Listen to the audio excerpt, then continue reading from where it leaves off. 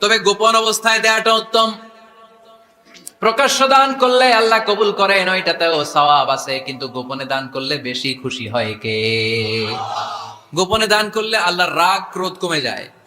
আপনার কোনো পাপের কারণে আল্লাহ যদি আপনার উপর রেগে থাকে, আপনি গোপনে কিছু দান করে দেন, ওই রাগটা মুহূর্তেই ঠান্ডা হয়ে যাবে।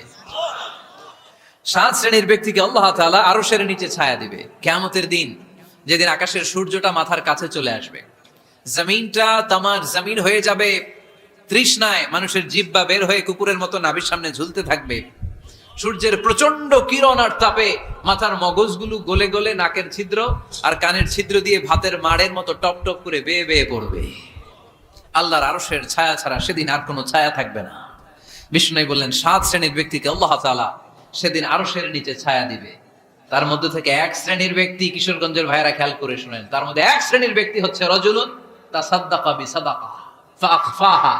1 শ্রেণীর ব্যক্তি হচ্ছে ওই ব্যক্তি যে গোপনে আল্লাহর জন্য দান করে।